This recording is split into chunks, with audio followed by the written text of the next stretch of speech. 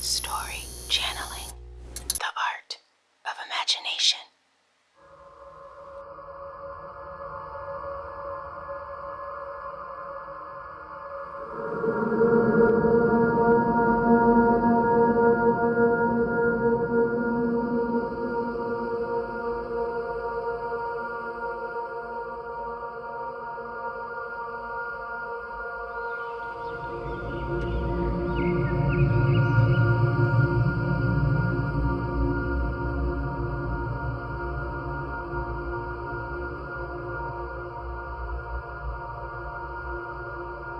Once, there lived a young man in the center of a large city.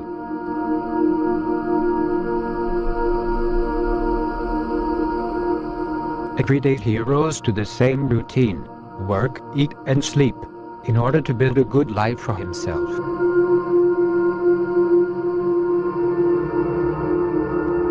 After some time he began to feel unfulfilled by his accomplishments, wondering if this was all there was to look forward to in life: work, eat, and sleep. Work, eat, and sleep. Work, eat, and sleep. Late one night a knock came upon his door. A traveler, dressed in a dark robe, who the young man embraced and invited inside. It was a long-lost friend who he had not seen since childhood. For many hours, the two companions talked of their memories together and their hopes for the future. Finally, the young man asked the visitor why she had come to see him. The visitor, who had traveled from a very long distance, said she had thought of the young man and all of the great adventures they had together as children. She had now come to invite the young man to continue along with her on her journey. However, he could take nothing with him. In order to come, he would have to leave behind all of his possessions. The young man was shocked and uncertain, for he did not expect such an offer. For although it excited him to go, he had spent much of his life accumulating many things, and it would be very difficult to leave them behind. He told the visitor that he needed some time to decide.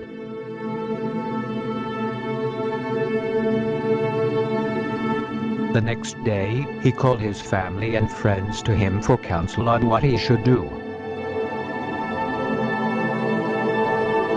But, upon confiding in them, he was mocked and ridiculed for even considering such an idea. Crazy? They warned the young man not to go and to stay away from this visitor. The visitor stood by quietly and listened. Yet, even through their warnings, the young man could still feel the pull of the visitor's journey in his heart. "No," he said to friends and family. "I will go." And leaving the world and all he valued behind, the young man said goodbye and departed with the visitor.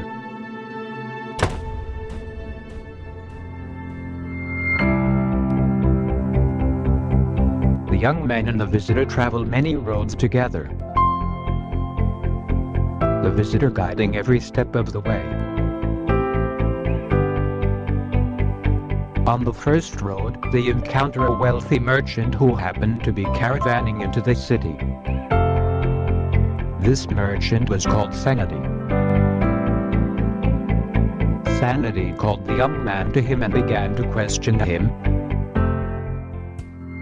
Sanity asks how he will eat and where he will sleep. How will he afford comfortability for himself? Sanity offers him a ride back into the city, where he would provide the young man with all the comforts and securities he would need to make a good life for himself and his family. Seeing the diamonds and rubies around the neck of Sanity, the young man felt tempted to return home.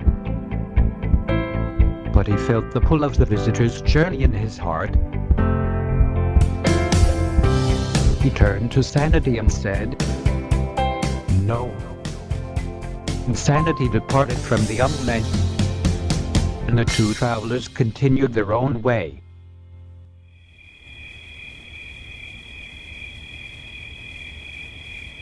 On another road, the young men encountered a vagabond by the name of Sorrow.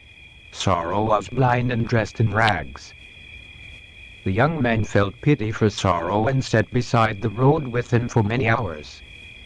The visitor stood by quietly and listened. Sorrow began to cry out over the uncertainty of his future and the criticism he received from others for journeying on this road. He had carried the burden of loneliness for so long. Sorrow begged the young men to stay with him so that he would no longer be alone. Seeing the tears in his eyes, the young man felt tempted to just rest with Sorrow. But he still felt the pull of the visitor's journey in his heart, and apologetically, he turned to Sorrow and said, "No, I must go." The young man arose, and he and the visitor departed their own way, leaving Sorrow behind. Finally, the two travelers came to a road that led down a dark tunnel deep into the earth. The visitor explained to the young man that she would not be able to go with him down this road. But, even though the young man was very afraid, he entered the tunnel anyway, alone.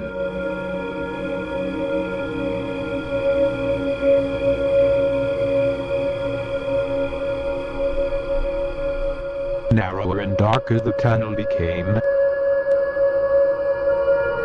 until, deep within, he met an old soothsayer called Time.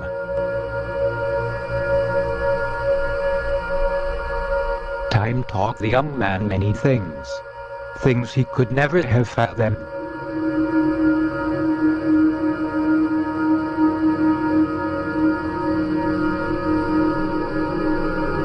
And as time passed to him more and more knowledge, the hair of the young man began to turn white, and his skin became wrinkled. But he kept learning and growing, deeper and deeper, faster and faster, until he arrived at the deepest point of the tunnel, and, feeling tired, he lay down and fell asleep. It was there he finally met death.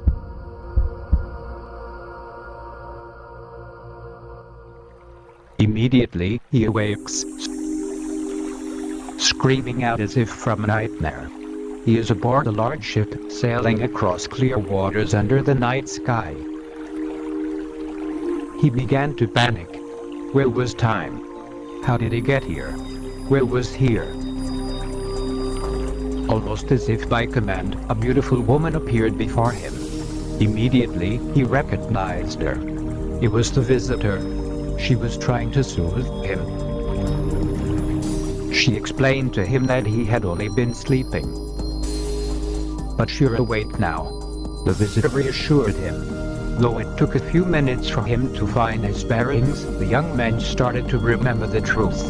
He was never a young man living in a large city, but in reality, he was the captain of this ship, a traveler that had simply taken a nap. The captain arose and thanked the woman for helping him remember. He looked out over the helm of the ship. Surrounding him were fleets and fleets of vessels, as far as the eye could see. Sailing along with him into the moonlight.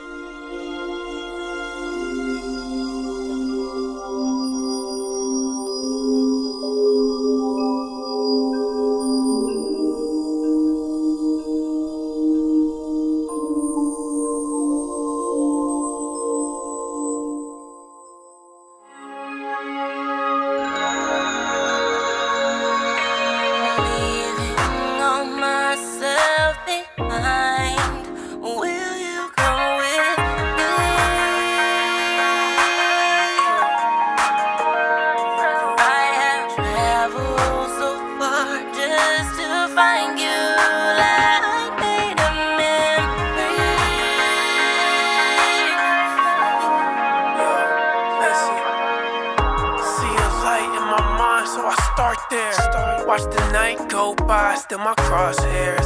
It's a dream there. Many told us not to go, we should stop here. Then the voice said, no, they did not hear. Road after road that we walked till we got here. I'm a being of light, not fear. So I'ma sing tonight like Merle's not there. Like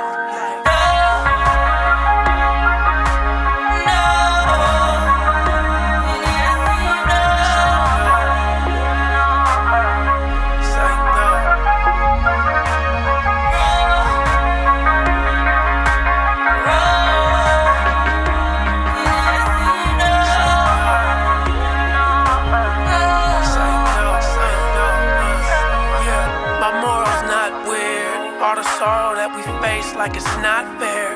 Chasing God now fast like a white hair. Going down a hole, but I'm not scared. Everything that I know give you white hairs all up on your dome. Almost home before the night clear. Then I wake up from a nightmare, yelling no. Selling slow through a channel that we